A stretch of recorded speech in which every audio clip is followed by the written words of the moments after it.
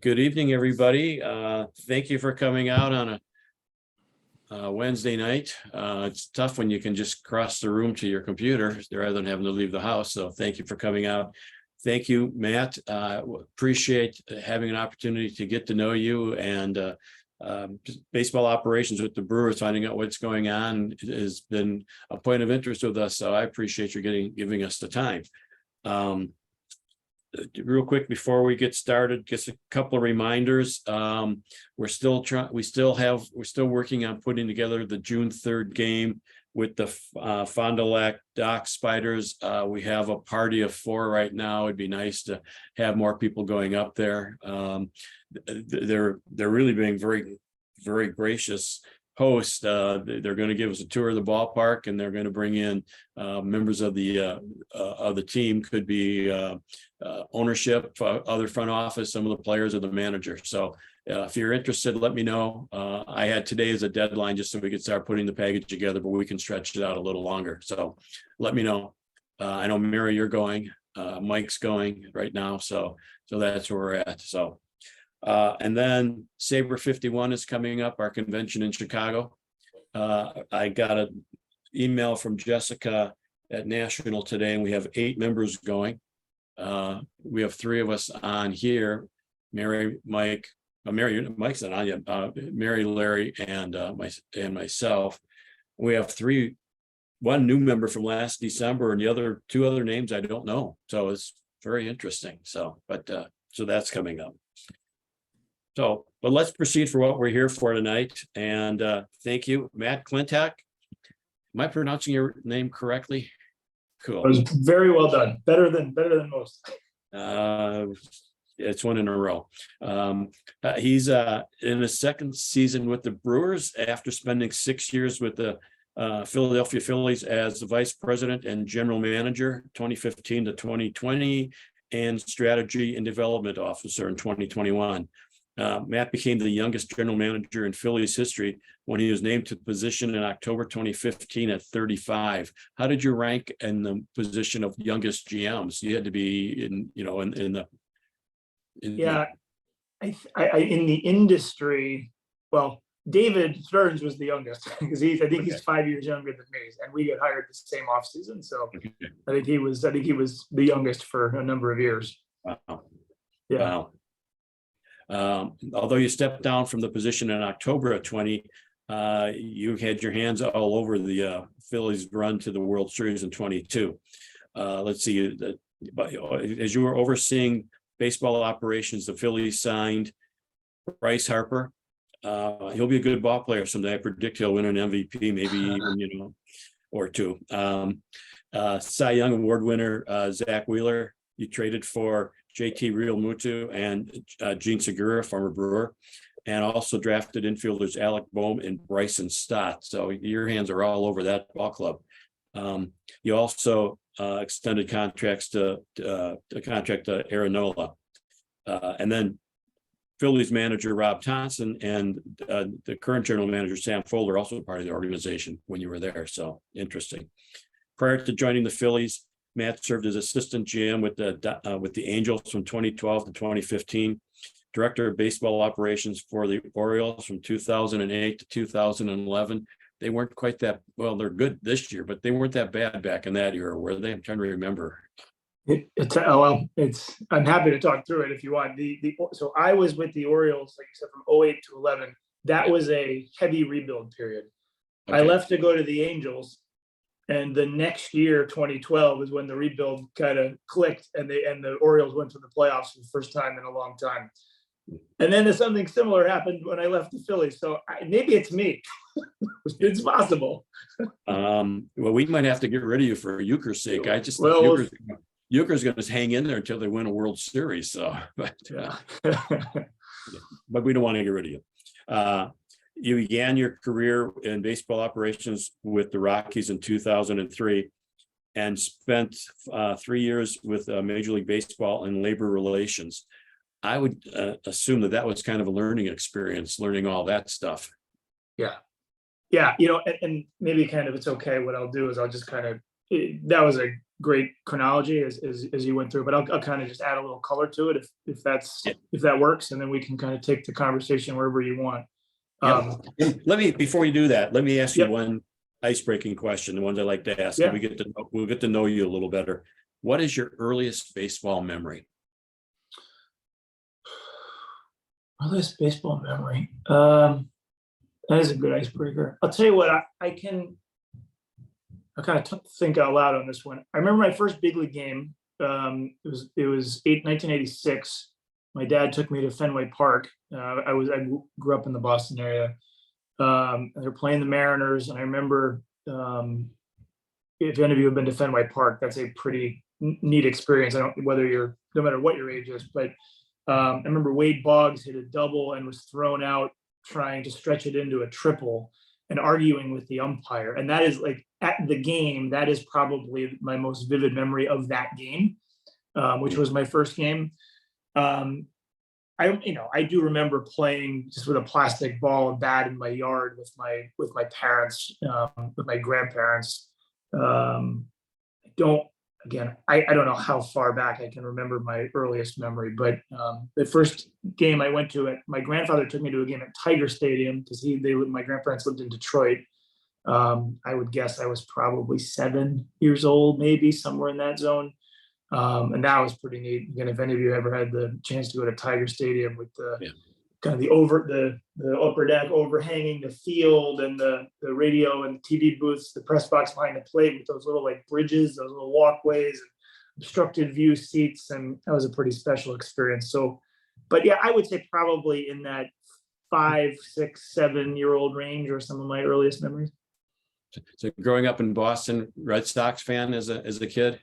Yes, and really the combination of the Red Sox having that magical run in 1986 to go to the World Series with a excruciating finish, but that was my first year really following the team, which I'm sure this is the case for a lot of kids, but when you get kind of sucked into that playoff pennant fever, it's happening now in Philly. The last year with the way the Phillies run, a lot of kids in the area that are my kids' age kind of got caught up in it. It was the first time in their lifetime that they had a chance to experience that. So that was probably my platform as a 6-year-old watching that team. But the next, really for much of my childhood, the Red Sox they had pretty good teams. Not every year, and they never won a World Series during my youth, but they were a pretty good club for a lot of it. Did you have a favorite player?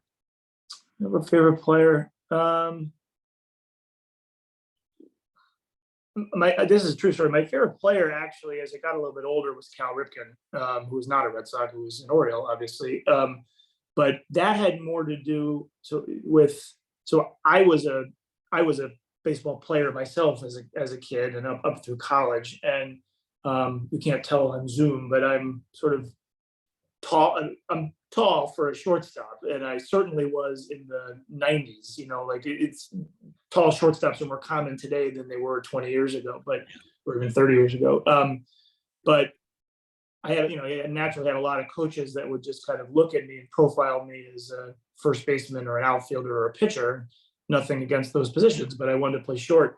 And I was always able to point to Cal Ripken and say, you know what, he can do it, so I can do it. And I really, that plus the fact that he was a Hall of Fame talent and the Iron Man and all the on-field accolades he had, I always admired him as a player. And so he was actually my favorite player growing up.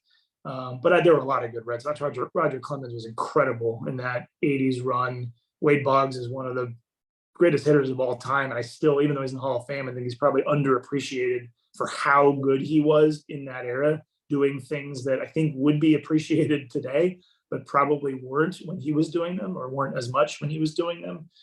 And then in the kind of, as the generation shifted and I was kind of getting into my teens and early 20s, that was when the Nomar Garciaparra, Pedro Martinez group started leading the Red Sox, and those guys were both incredible during their time. So again, fortunate to grow up in a baseball obsessed area and have good players on good teams for much of it. I'm sure that helped with influenced my own interest in the game. My son hates the St. Louis Cardinals, and hate may not be a strong enough word, because 82, he was 7, his first year in baseball. He went to a playoff game, went to a World Series game, and his team lost to the Cardinals. So do you hate the Mets in the same sort of way? It's interesting. Well, first of all, none of this is the case anymore. Now that I've worked in the industry for 20 years, like this, the rooting interest you have as a kid, that has all changed. Like I root for the Brewers now, and that's about it. So and that's been the case kind of no matter where I've worked. But no, as a kid, it really wasn't the Mets. I mean, that 80s, the way that 86 ended, obviously was disappointing for any Red Sox fan. But because there was no interleague play back then, so you never really saw the Mets. It was really the Yankees for a long time, and there's plenty has been written and documentaries made about that rivalry. But when you live in the area, you get sucked into it. So it was really more of an anti-Yankee thing than any other team. That's good. Okay, thank you for letting me take that little bypass. So good. Following up on your career and stuff, please, we'd love to hear. Yeah. Again, I'll talk for a few minutes. I mostly just want to let you guys ask the questions and direct the conversation, because what I think might be interesting to you might not be, and something that I don't think would be interesting might be exactly what you want to hear about. So I'll give just a quick snapshot following up on Ken's biography there, and then I want to open it up. So start preparing your questions now. But yeah, so I've touched on these things a little bit. So I, was a baseball obsessed kid, and played as long as I could. And I had always had hopes of playing a major league shortstop, but that wasn't in the cards for me. I was able to play 4 years of college baseball at a fairly high level. Was never the best player, but good enough to play. And that was the end of the line for me. So I played 4 years at Dartmouth, and it was one of the best experiences of my life. The competitive elements of it, the work ethic, the teammate component, and frankly, just meeting some of what are still today my best friends in the world, spending so much time with those guys was incredible. So I graduated in the spring of 2002. And for those of you that are sort of baseball labor historians, you may recall that at the end of the 2002 season, really it was like, I think August 31st of 2002, the players had issued a strike date. If we don't have a new agreement by the end of August, we're going to go on strike, which, was news to me. I think it would, if it's in 2002, the internet wasn't quite as prevalent, but as I was finishing up school and starting to make my calls to try to learn about the industry, they weren't even necessarily trying to land a job right away, more just to learn about the industry. I was kind of met with the same response from everybody, which was, we should probably table these conversations until we know what's going to happen with the work stoppage, because, this is right on the heels of 94, 95. This was the next CBA. And, I think people were fearing the worst, or a lot of people were anyway. And so what ended up happening was, I think in some ways that proved to be a blessing in disguise for me, because it really did take away any of the pressure to try to land a job quickly, because there weren't any. There weren't going to be any jobs. So the alternative was have conversations with people, ask questions, learn about what they do, what they like, what they don't like, and just take notes, take detailed notes. And again, there's so much more information that is accessible today to a fan or a job seeker about the way a team is run than there was in 2002. They're just, Theo Epstein wasn't even a GM yet. Moneyball, the book, hadn't come out yet, much less the movie. Like I said, the internet wasn't quite what it is today. It wasn't even close. So a lot of it I just had to learn by talking to people. That's what I did all summer. Just called around and scheduled calls, sent emails. Got a lot of people ignored me, but the few that did call me back, I just soaked it all up. Fast forward, and they do reach an agreement on a new CBA, so the season is uninterrupted. It finishes, and then that off season, I was able to be a little bit more targeted with a job search, which ultimately led me to the Colorado Rockies, which Ken mentioned as my first internship. So did that, packed up, drove my little car across the country, spent a year in Denver. We were not a good team, very bloated, top heavy payroll, and not a great club. But for me, I don't want to say it didn't matter, but it kind of didn't matter. I was just in awe of going to the ballpark every day, and every day I'd pull into Coors Field thinking, "Are you kidding me? This is where I get to go to work every day." I'd go out early. I'd watch us take BP. Barry Bonds was in his prime back then, and I'd watch him hit balls like to the moon during batting practice. It was when the Giants were in town. It was incredible. So had a great experience there. Very lean front office, which meant probably more opportunity than might be typical for an intern, which was great for me. And what happens at the end of it, of course, is that there's no job. So back to the drawing board, and I ended up through a lot of help from the Rockies, to be fair, ended up landing in the league office, which Ken also mentioned. And you asked a question about that as a platform, and that's exactly what it was. It is a hard job. It is a very kind of New York corporate. It's much different than working for a team. But I was 24, I think, when I started that job, and I worked there for 4 years. Looking back on it now, I don't know if you could draw up a better place to begin your career, just with the contacts that were made and sort of being able to understand baseball at a macro level like that. Rob Manfred was like one of my bosses, and fast forward, and now he's the commissioner, right? So these are, right place, right time, dumb luck, whatever you want to call it. But I feel very fortunate that was the way my career began. Going through it, you kind of have no idea. I had no idea what was happening, but looking back on it, it was great. During the 2006 collective bargaining sessions, I was fortunate to get to meet a guy by the name of Andy MacPhail. Some of you may know that name.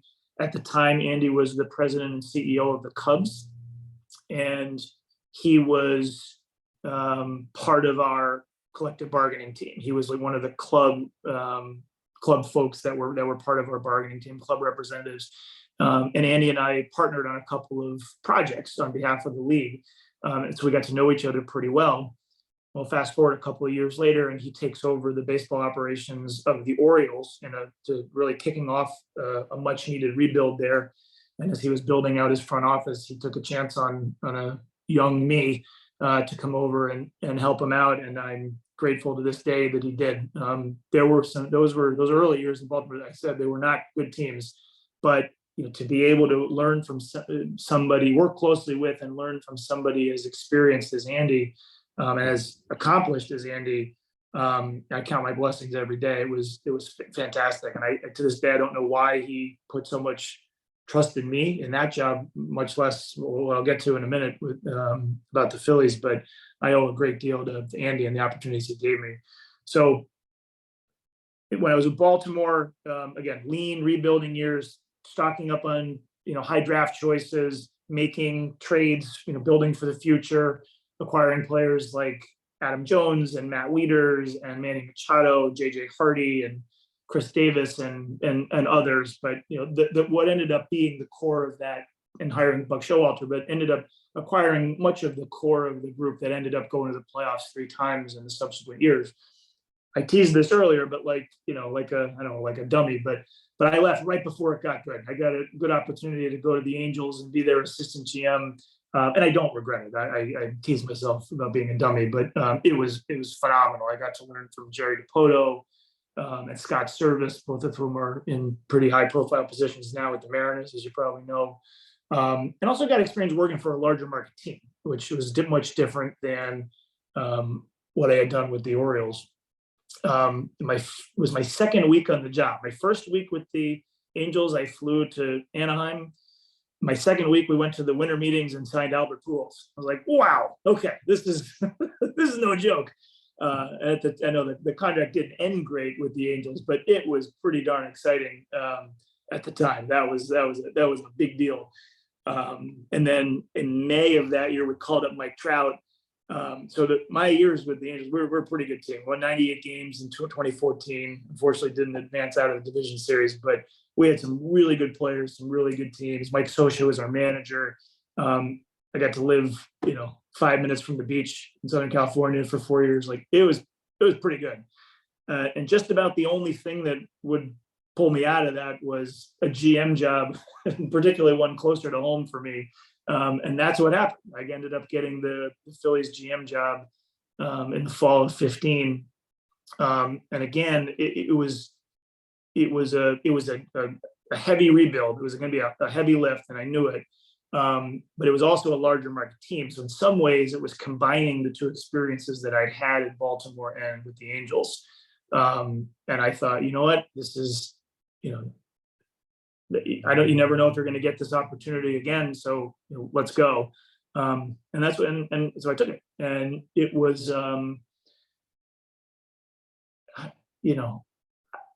as I reflect back on it now, I think I'm really proud of a lot of what we accomplished there. And I say that as a guy who lost his job at the end because we didn't win enough games. And I can still tell you I'm pretty proud of it. Not even so much because of some of the players that we acquired, although you mentioned a few that worked out pretty well, but more just the way we were able to, I guess, manage the organization. The Phillies have a very proud culture there, very family friendly, a lot of long-term employees. But they also were in desperate need of change, and they had fallen well behind the rest of the industry in a lot of the ways that they operated. And trying to thread that needle of pushing forward and making the necessary changes while not upsetting the well-established and really positive culture that existed there was hard to do. But that's in some ways what I'm most proud of. And I'm not saying we did it perfectly by any means. I'm sure we didn't. But I think we did a reasonably good job at that. And what just happened is just we didn't win enough games in time. It ended up, it appears anyway, that it worked. It was all worth it. They're hanging a National League pennant flag up there right now, in part. I'm certainly not going to take all the credit for it, but at least in part because of some of the things we did while I was there. It just didn't happen fast enough. And I hate to use that as a cop-out, but sometimes that's what happens. These are baseball players, and as much as we make projections and we have plans and we think it's going to go a certain way, sometimes it doesn't work that way. And if you're off by plus or minus 1 or 2, it changes everything. And that, I think, is unfortunately kind of what happened for me. But I don't regret it. I really have no bad blood there. I'm really close with their owners to this day. It was as amicable a separation as you could probably have. And it was a good experience overall for me. I took basically in the 21 season, I transitioned into a different job with the Phillies, and it was outside of baseball operations. And it was a really important year for me to just kind of take a breath. I don't think I realized quite how much the years as GM had taken, how much they had kicked my butt, and how tired I was and how exhausted I was, until I had a chance to kind of breathe a little bit and realize it. But I went through the 21 season, came out of it feeling incredibly energized and ready to get back to baseball. And that's when David and Matt with the Brewers, we started talking late in the fall and ended up coming to figuring out the role early in, I guess it was January of 22.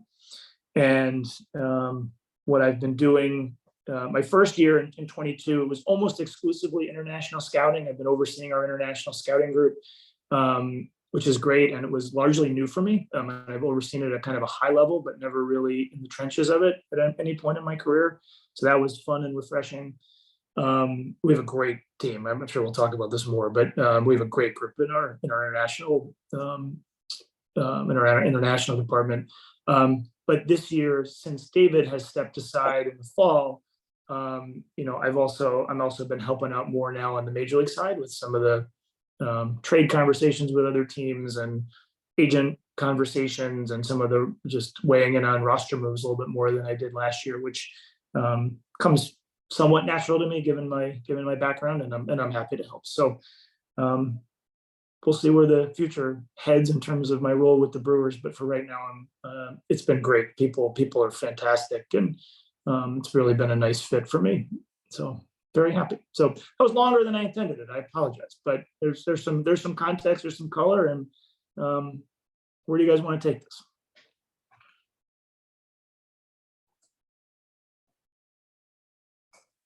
Anybody got a question? I got 10 written down in case nobody had questions. One I have here is I didn't know about the Pujols thing. I thought that was very interesting. Bryce Harper can be kind of controversial. I think how he was raised and everything. There's just a lot of things people don't like about him, and I think it's probably uncalled for. What does he mean to a team, since you had the pleasure of signing him and seeing him perform there? So, see, my experience with Bryce was limited to what I saw in Philly. I wasn't around him as a kid when he was coming up with the Nationals. He is, honestly, he's incredible. I mean, his work ethic, his desire to win, his ability to lead his teammates by example. He's not super vocal, but he really pushes his teammates hard. A long time ago, I had somebody tell me, and you guys have probably heard this story too, when your best player is also your hardest worker, and it runs down the line the hardest, that is a really special thing to have on your team, because it really removes any excuse for any other player on the club. And that's kind of what it's like to have Bryce Harper on the team. You know, whether he's mashing or whether he's struggling, he's always running hard and playing hard. And that's both between the lines and, you know, working out in the weight room or taking swings in the tunnel. He's very mature. He has incredible. He's great with the, you know, with the media, with the fans, knows what to say at the right time. I didn't really see any of what you described about, you know, kind of immaturity or what may have led to him having a bad rap earlier in his career. The only thing I can probably attribute that to, and this is a little bit of guesswork, it's just he was a kid. He was a teenager in the big leagues and was on the cover of Sports Illustrated when he was 16. And, you know, he's growing up in a spotlight, and that's just hard to do. But I'll tell you, the, you know, mid to late 20s version of Bryce Harper is about as impressive as anybody you're going to find. Yeah. And that's the impression I've seen with him, with the Phillies and all. And I just think he got coming up so young. People just gave him a bad rap because he was young. So that's good to hear. I appreciate that. Mike Carey had a question, I think. Yeah, it's interesting. I didn't know that you had this international scouting in-depthness with the Brewers there, but I'm a big minor league fan as well as a huge baseball fan. And the thing that I guess baffles me or drives me nuts is that we, at a 16-year-old kid from the Dominican, Venezuela, you know, pick your foreign country, we go out and sign these guys. Now I think we're down to 4 years of quote unquote club control before you put them on a 40-man roster. Yeah. Yet they're supposed to be competing against, I'll say, grown men. Is that fair to those kids? And then why doesn't baseball go and look at let's say a 22-year-old kid who's a little more physically grown up and try to develop them? Because it seems like those types of players are, he's no good. There's no future there. But a 16-year-old that Lord knows where he's going to grow to, you know, we have, you know, a lot of questions in my mind.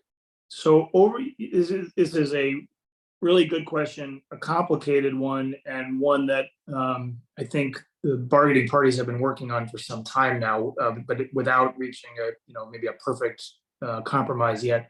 You know, just in my time in the industry, which is about 20 years, but we've seen changes to the kind of Rule 5 eligibility, the protection, like at what age you need to be protected. It used to be more extreme. It is now better.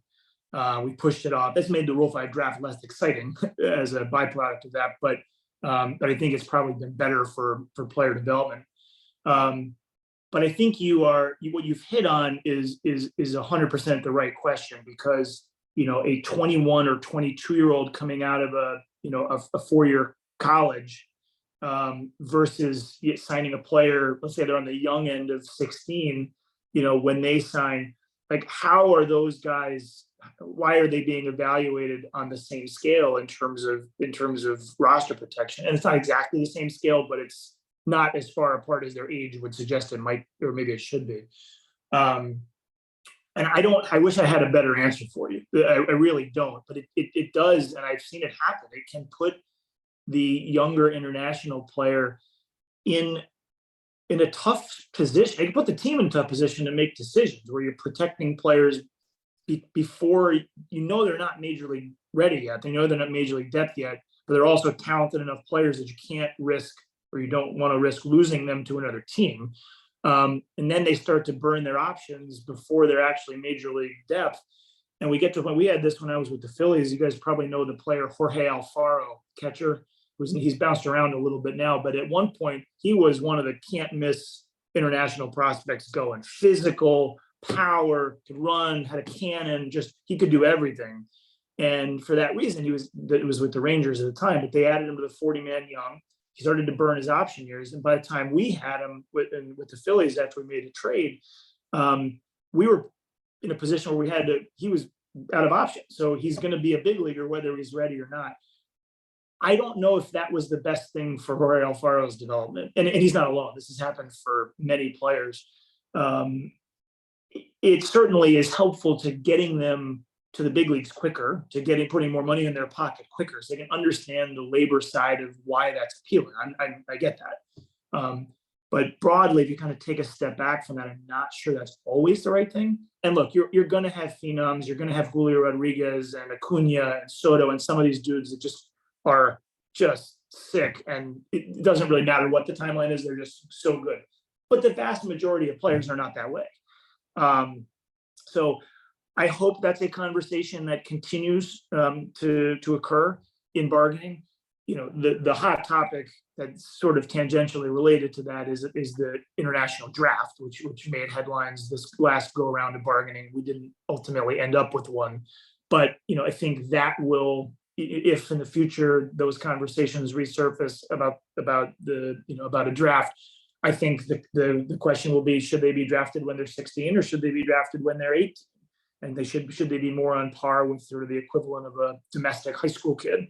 Again, different people have different viewpoints on this. I don't think there's a clean, easy answer. But I do hope that as we move forward, that some of these things start to get ironed out. And hopefully if we have this call a few years from now, we can say that it's better than it is today. Is it perfect? Probably it will never be perfect. But like, if we can just keep making strides to improve it, I think that would be at least my personal hope. Hasn't Tampa Bay had some luck with signing older players in the Dominican, going down there and seeing some of these, or in the not just the Dominican, in Latin America, and going down and finding these 21, 22-year-old kids who never had a chance when they're younger, but continued playing and developed some skills. Yeah, and Houston had some success with some. It was basically almost their entire World Series rotation. Maybe not all of it, but 60% of it were kind of older, not big dollar international signings, and they did a great job with identifying them and developing them. So yes, there are opportunities there. By no means do you have to sign exclusively, 16-year-old players. There are plenty of older players, whether from Latin American countries or from from the Far East. We see players come over. So there's a lot of world to cover in the international department. And we do our best to canvass it as well as we can.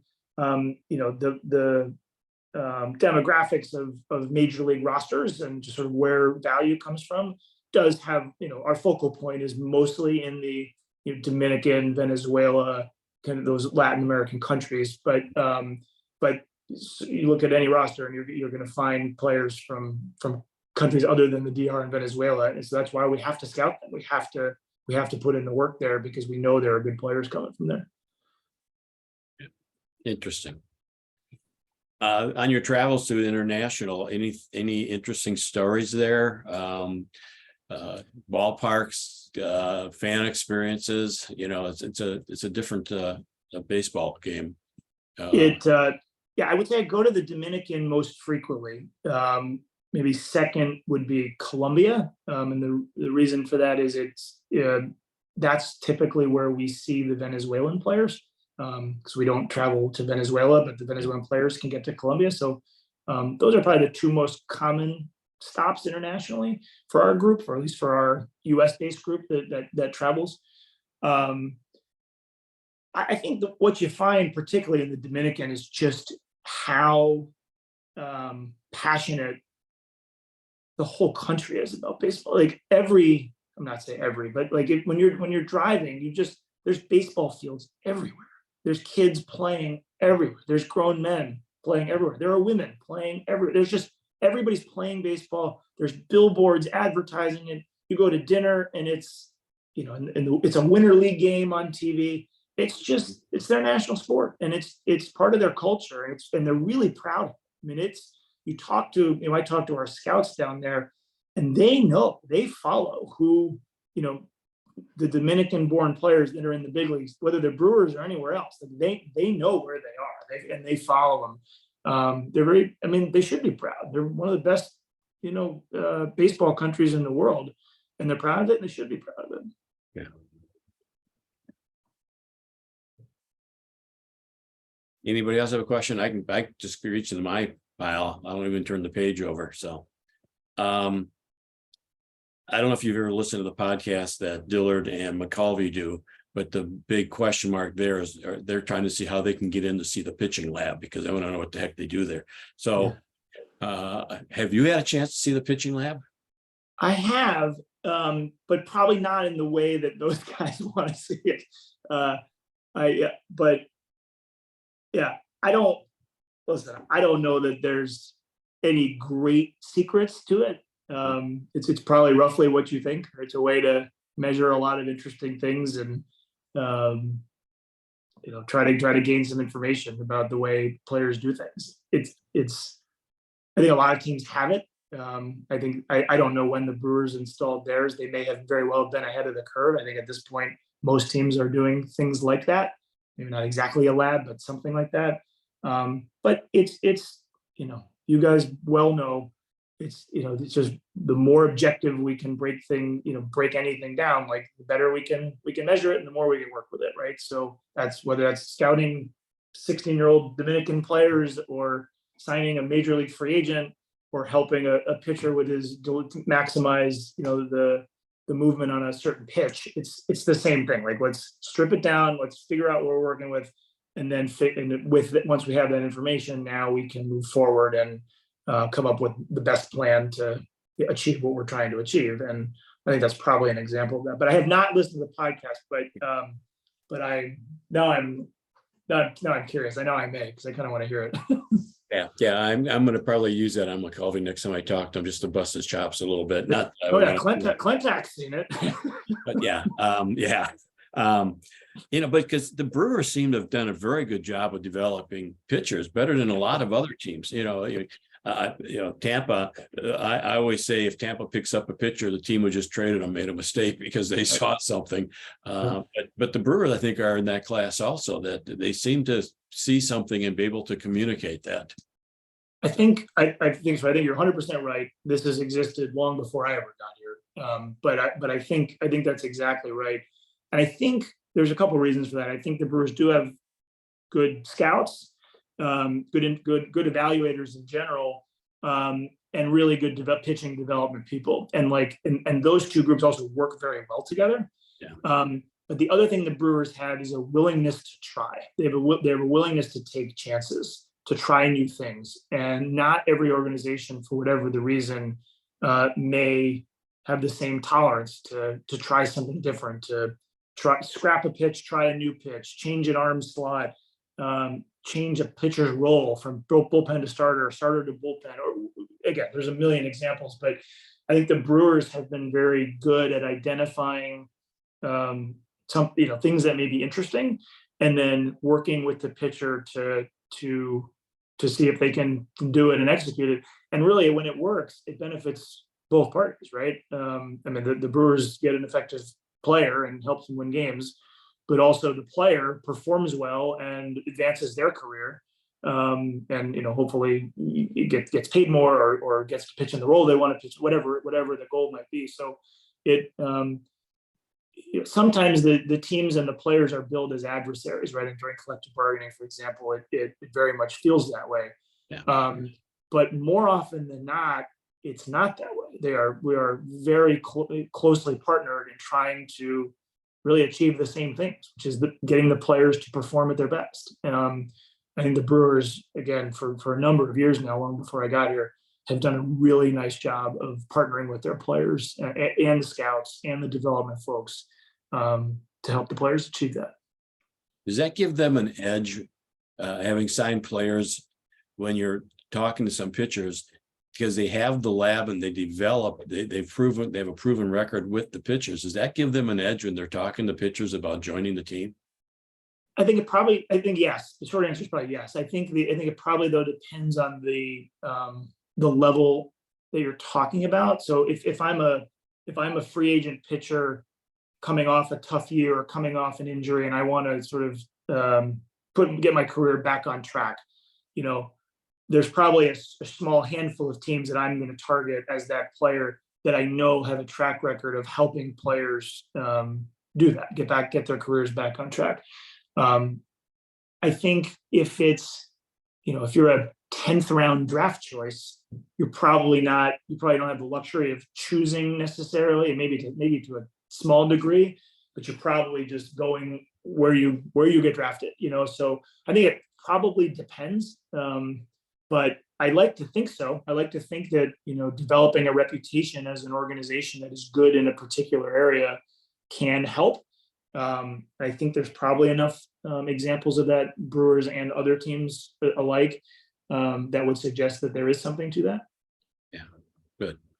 The other day when we talked, I kind of asked you one of the reasons you came to the Brewers, what interested you in the Brewers, and you said, and what reminded me of that conversation is what you said just when we're talking about this here, is that the Brewers are willing to try things.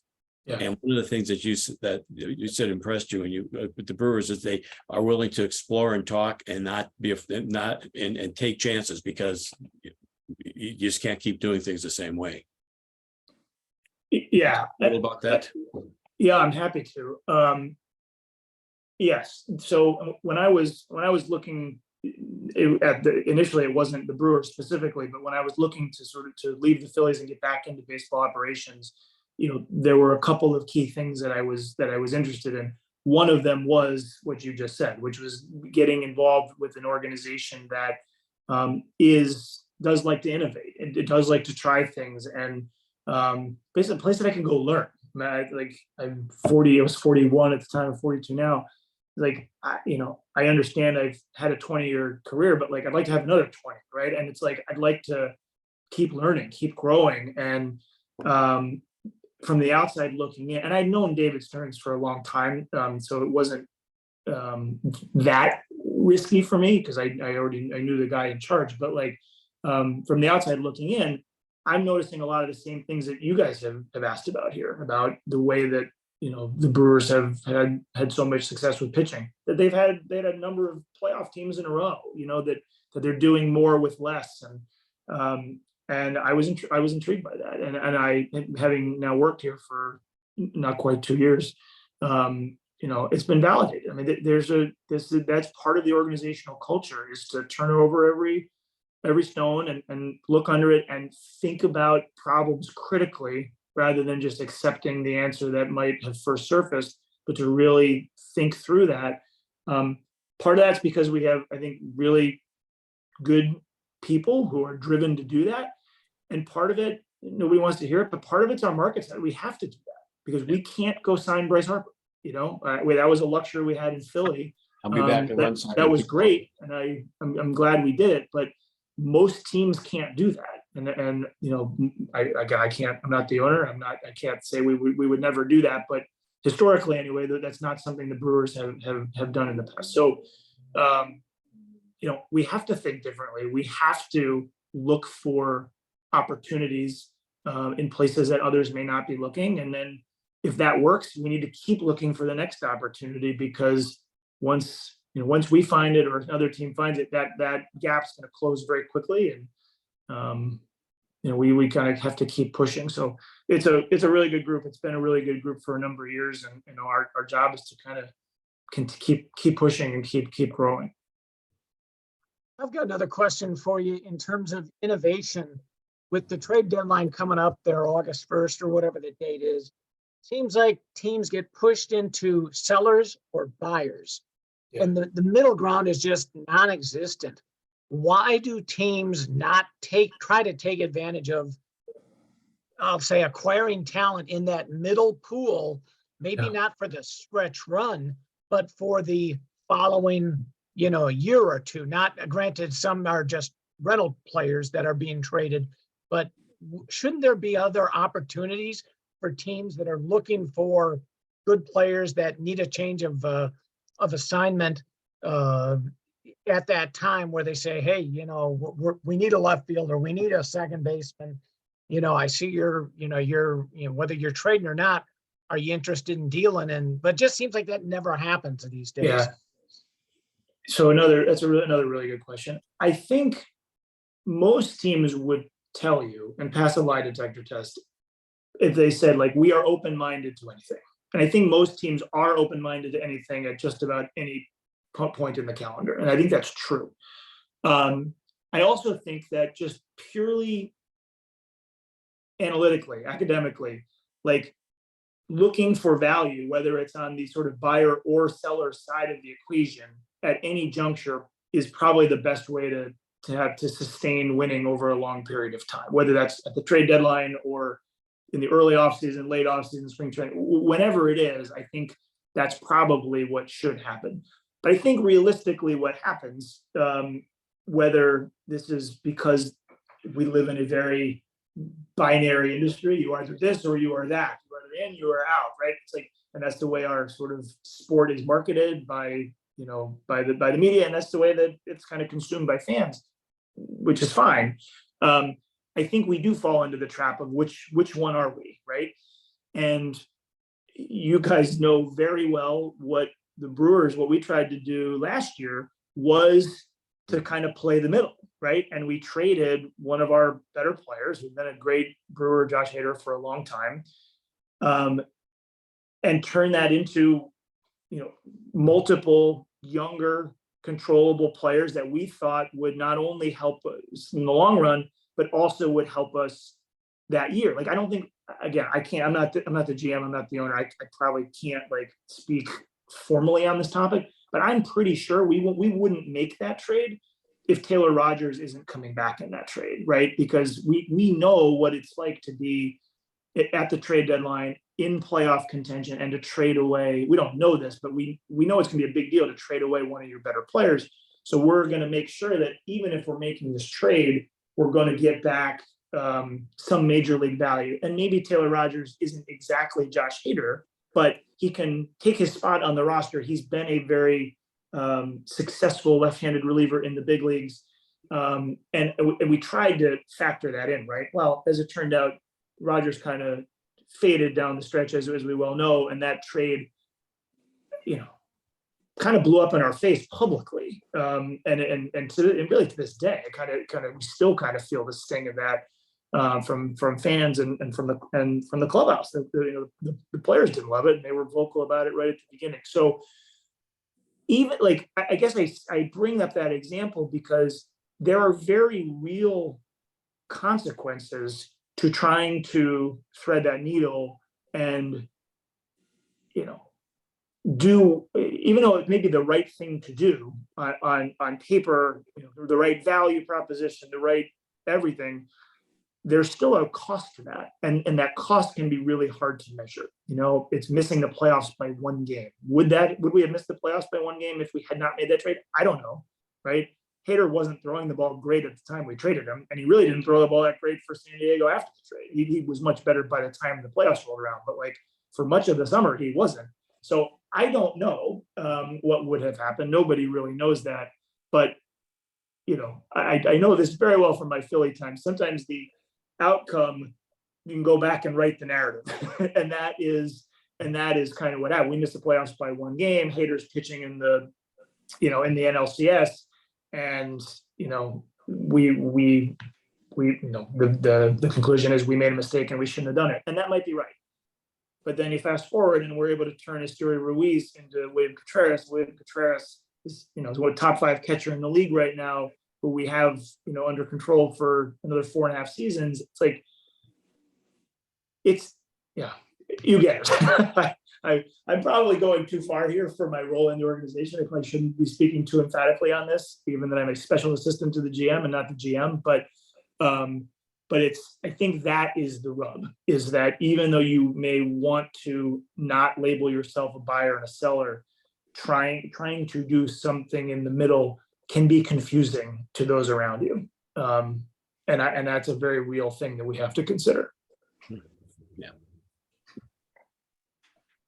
Today's game was 2:09, the fastest game the Brewers have played in at home since 2009, September 2009. That's a lot to do with some of the rule changes. How the Brewers obviously most teams have adapted to the rules pretty well. As a fan watching the game, I don't even notice clock, and we don't even notice it anymore. It's just all part of the game. How did they manage to make that adapt to these rule changes so quickly? Has there been any surprises that you saw? Yeah, I'm probably not close enough to the major league team on a day-to-day basis to really give you any true insight into how players are doing or what they're doing to adjust. But I agree with you. Yeah. I think in spring training, there were obviously some hiccups, but I think everybody was wise to roll this thing out when they had a 6-week runway to try to smooth things out, and they did. And they're still iterating to some extent. There's still small tweaks going on in the rules even to this day. I don't know if they're all made public, but basically something happens in a game that creates confusion, and the next day we get a memo from the league that kind of explaining what happened and explaining how that'll be handled in the future. I think the players, the umpires, the managers, everybody should be commended for buying in, because I think one thing that could have potentially derailed this was having some high profile players just complaining about it and being really loud about it early. And maybe we had a little of that, but certainly not enough to slow this thing down. And the other thing that has happened is that find me the person that doesn't like the shorter, the quicker pace of play. I haven't found that person that says, I wish the games were 3.5 hours again. Like, maybe that person exists, but like most are thrilled at the outcome here, and players included, I think, right? They're home an hour earlier than they may have been before. And when you combine that with game times that start at 6:40 or something, it's not the 7:05 or 7:10. So you're starting the games a half hour earlier, and the game's 2 hours shorter. Games are done before 9 o'clock. It's like, it's a big difference. So, to me, from my seat, that has been universally positive. I know by saying that we're going to have a violation go against us tomorrow. It'll cost us the game just because I said that. But it's been my only regret is it didn't happen sooner in my career. Just think about how many times I'm in the office at midnight and you're playing extra innings. But it's great. It's been great. Tim Kirchin was complaining about the games going too fast. Okay. Buster Olney's podcast today, because he says he works in Bristol and drives home. He said, I used to listen to ball games driving home. Now the games are over so fast. I don't know how my satellite radio works. I don't know what to do. So that's he was okay. tongue in cheek. But I was gonna say, it sounds like he's got a good reason. Yeah. Yeah. Can I ask a kind of a side question on that one? Supposedly there was a report by a bunch of medical experts with baseball teams that claimed that pitch clock could induce more pitching injuries. And it seems to me the Brewers, I don't know if they're an example of that, but obviously their pitching has been injured this year. does that have any impact or thoughts in the organization per se? Yeah, I don't, again, I'm not trying to duck the question. I'm probably not the person that's best equipped to answer that. What I will say though, is that whether it's these types of rule changes with the pitch clock or bigger bases, or really any rule change that is implemented in Major League Baseball now, it has, any change that is implemented has been tested at length at different minor league levels, and not just, running it out there for a little bit. Okay, looks good, let's go. It's been run out over oftentimes years, whether it may be independent leagues to start, and then the fall league, and then different affiliated levels, to make sure that we're developing as a league enough of a sample to feel confident that there aren't any major whatever injury risks or otherwise any sort of unintended consequences that come from this. So I probably am not the one to weigh in on whether our barrage of pitching injuries have anything to do with that or not. I haven't heard anybody talking about that, but that doesn't necessarily mean that nobody is. But it's probably a question better for someone else. Yeah. Another part of that was they changed the rules on minor league call-ups. Now they've limited to, I think, 5 times before you have to either put them on the roster or let them go. I wonder if that's going to change some of that, some of the pitching issues, because they could move pitchers up and down a lot faster, and you can't do that as easily. Yeah. These are all, and again, I think after we live with these rules for a period of time, whatever that might be, I think we'll be able to kind of look back and maybe draw some more conclusions that are difficult now, 2 months into the season. But my initial feel is that these changes have been very positive, and maybe not 100% perfect, but certainly positive. As the assistant general manager, and I used to create a lot of resumes and all, and we always put on every resume always ended with other duties as assigned. I'm just wondering, is your job description started out with other duties as assigned, because you probably could be put in all kinds of different places or asked all kinds of things, would be my guess. Yeah, that's right. Although I teased this earlier when I was talking about when I was joining the Brewers, kind of what my goals were. One of them was, as we talked about, was to work for a kind of a forward-thinking organization. But another one was I wanted to be careful not to have a job description that was exclusively what you just said, being sort of jack of all trades, master of none, just kind of in the margins, helping, but with no real meat on the. So that's actually sort of why, part of why running international was so appealing to me, because it really gave some backbone to my position. And then if you want to expand off of that to help in other areas, that's great, but you always have this core function that kind of keeps you in line. So but yeah, I'm not out running the country seeing players for the draft, for example, coming up. But when I was in spring training, I would go out and see a handful of guys, because there were a lot of tournaments going on there. And as we get closer to the draft, I'll start listening in on the draft meetings. And I don't know exactly what my role will be in the draft, but it'll be something. I'll be able to help in there in some capacity, even if it's just talking with some agents who I have good relationships with over the years. So that's one example, right? So I think later this month I'm going to get out and travel to some of our affiliates. Partially because I'm curious to see how our guys are doing, but also because as we get into the trade deadline and maybe asked about some of these players from our system, I'd like to be able to speak somewhat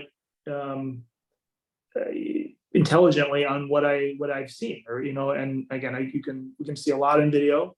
You can do a lot of work without being in the ballpark, but there are some things that you can't replicate if you're not in the ballpark. So again, it doesn't mean I'm by any means our key evaluator of our system. That's not my job, but it is an area where I think I can help. So I want to just familiarize myself as much as I can. Yeah. We're at the hour point, Matt. Do you have time for one? I don't know if anybody else has a question. Do you have time for one more question? Yeah, finish with a good one. I got time for one more if it's a good one. Okay, guys. I have a question. When you worked with Andy MacPhail, did you have knowledge of his lineage, like his father and especially his grandfather? He was such a pioneer executive, but maybe Yes. fought integration, but kind of an interesting figure. So just your thoughts. Yeah. Andy I don't think he would mind me saying this because I've heard him say this in front of groups. So I think I can, I think he'd be okay if I said it. So he was, when he'd speak to groups, one of the common, especially young groups, young people trying to get into the industry, one common question you get is, how did you get your start? Right. So like for me, I got an internship with the Rockies and I parlayed that. Right. So my story. So Andy gets that question and he deadpans just good old fashioned nepotism.